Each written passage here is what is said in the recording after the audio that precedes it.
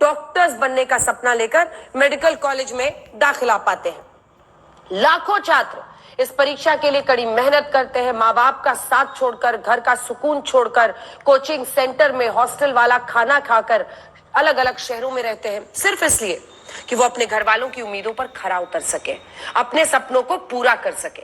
लेकिन 4 जून को नीट का नतीजा आने के बाद उनके सपने चकनाचूर हो जाते हैं, उम्मीदें टूट जाती हैं। किसी को अच्छे कॉलेज में एडमिशन नहीं मिल पाएगा तो किसी को सरकारी कॉलेज नहीं मिल पाएगा।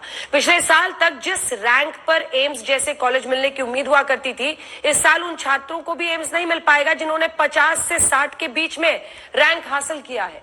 दरअसल नीट परीक्षा में धांधली का पेपर लीक से अयोग्य के योग्य बन जाने और योग्य छात्रों के अयोग्य घोषित किए जाने का आरोप लग रहा है।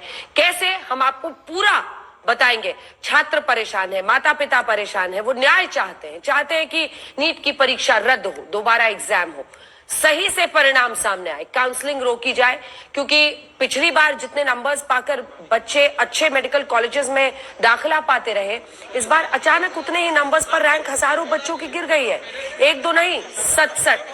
फिर से सुनिए, जो पहले, मतलब ऐसा नहीं कि पहली बार ये एग्जाम हो रहा है, एग्जाम पहले भी हो रहा है, 2 या 3 छात्र ही फुल नंबर्स लाते थे पहले।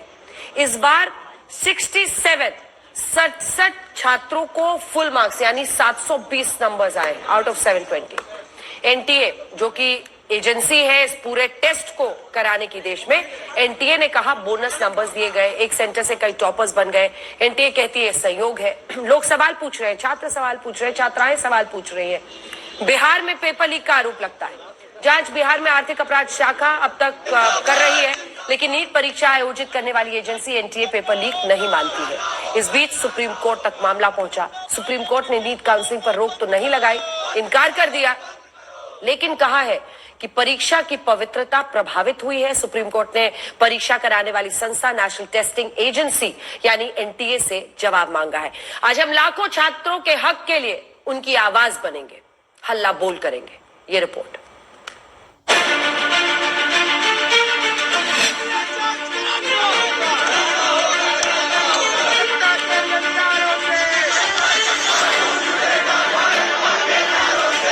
देश भर में कोहराम मचा है, शहर शहर विरोध प्रदर्शन हो रहे हैं। दिल्ली से लेकर पटना तक, सोनीपत से लेकर वाराणसी तक मामला मेडिकल कॉलेज में एंट्री के लिए ली जाने वाली नीट परीक्षा से जुड़ा है।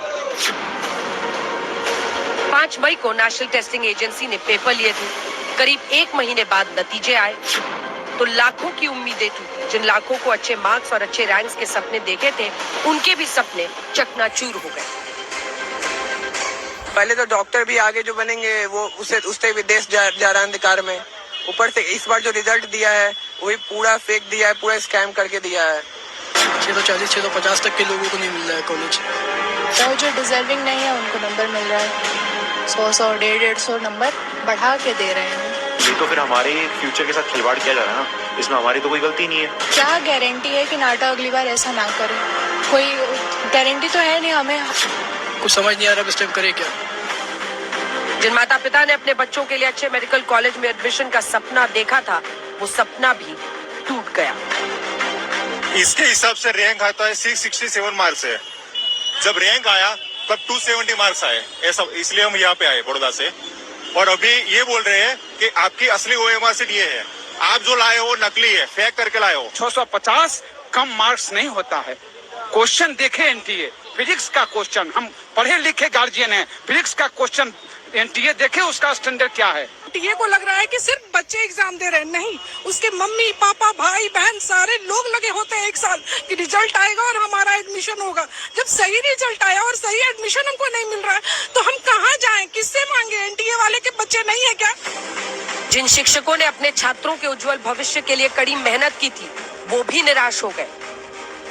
बहुत सारी ऐसी चीजें हैं जिसकी वजह से ये ऑब्जेक्शनेबल है और एनटीए को इस पर दोबारा विचार करना चाहिए, रिजल्ट को प्रकाशित करना चाहिए, जहां भी गलतियां हो उसको सुधारने की जरूरत है। बच्चे 720 में से 720 ला रहे हैं, फिर भी उसको दिल्ली का एम्स नहीं मिल रहा। नीट परीक्षा के नतीजों में धांधली का आरोप है। एक नहीं, कई सवाल उठ रहे हैं। मसलन पहली बार फुल नंबर यानी 720 के साथ 67 टॉपर्स कैसे हो गए? एक ही सेंटर से कई टॉपर चुनकर कैसे आ गए? छात्रों को 718 और 719 नंबर कैसे आ गए, क्योंकि ये तकनीक के हिसाब से मुमकिन ही नहीं है। 10 दिनों पहले रिजल्ट क्यों आए? पिछली बार 605 के ऊपर मात्र जहां 45-50 हजार बच्चे थे, इस बार ये संख्या बढ़कर लगभग 3 गुना हो गई है, 1.5 से 2.25 लाख। क्या एकदम से देश में इतने सारे बच्चे इंटेलिजेंट पैदा हो गए? ये असंभव है। 67 बच्चे 720 नंबर, और कुछ रिपोर्ट में ऐसी भी पता चला है कि एक ही सेंटर से 7-8 बच्चे 720 नंबर, एक ही एग्जामिनेशन सेंटर से। बाकी सारे सवाल को दरकिनार भी करें तो ये बात पच नहीं पा रही कि 70 छात्रों को 720 यानी फुल मार्क्स कैसे आ गए। परीक्षा में नेगेटिव मार्किंग भी होती है, लिहाजा टेक्निकली 718, 719 नंबर आना असंभव है। परीक्षा लेने वाली एजेंसी NIA ने सफाई दी कि ग्रेस मार्क्स की वजह से ऐसा हुआ है।